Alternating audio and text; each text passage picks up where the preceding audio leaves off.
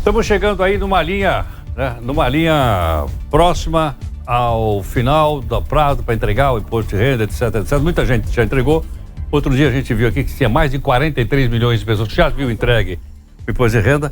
E nós até criamos, agora há pouco, a nossa chamada Hora do Leão. Criamos até uma vinheta para a Hora do Leão. Aliás, foi ele que ligou para cá e disse: eu quero uma vinheta. E aí, o que ela fez? A Priscila botou então a vinheta aí pra gente. Conosco está o economista e advogado, doutor Alessandro Azzoni. Doutor Azzoni, muito obrigado aqui por atender o jornal Nova Brasil. Bom dia, Heródoto. É sempre um prazer estar contigo e com os ouvintes da Nova Brasil. Obrigado. Doutor Azzoni, as pessoas procuraram fazer plano de saúde naquela participação individual. E aí as empresas fecharam. Você não consegue mais. Eles não quero e não tem o individual. Por quê? Porque o plano de saúde individual é regulado pela ANS. Aquele aumento anual e tal. Aí o pessoal teve que partir para o empresarial. Então o que se fez? Abriu-se uma pequena empresa, uma MEI, geralmente com 3 pessoas, pai, mãe e filho. E aí eles vão no plano de saúde e eles então contratam o plano de saúde.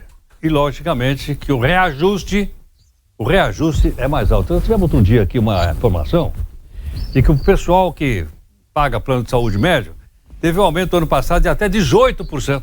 É livre, é um contrato, você assinou o contrato.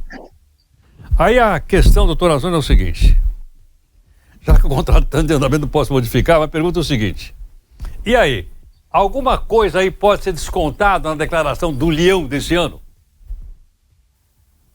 Os pagamentos são feitos diretamente pelo colaborador. Por exemplo, assim, eu tenho um plano médico e quem paga o principal sou eu, né? O titular sou eu. Sim, dá para fazer os abatimentos, sim.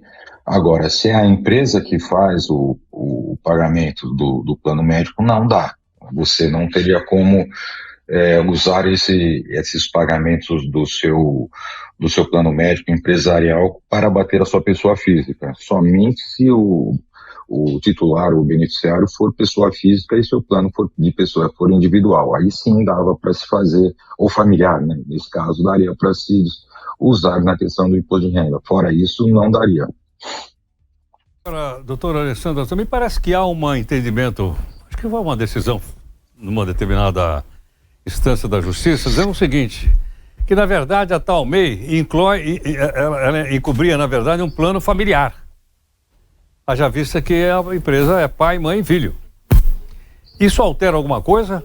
Ou é um entendimento só de um juiz, ainda que pode ser revisto num tribunal superior?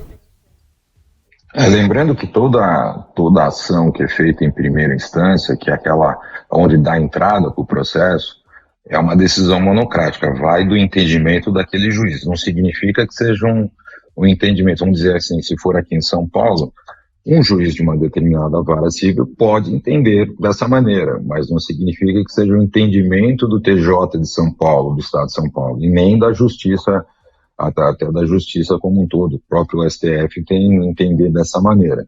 Então, pode ser uma decisão única desse juiz, porque pensando nesse aspecto, o MEI, você é um empresário, microempreendedor individual, então você tem CNPJ. Ela faz os requisitos de uma empresa com CNPJ, ela aderiu um plano, um contrato, e a empresa, a seguradora, aceitou essas condições de MEI e aplicou o plano familiar, o plano empresarial.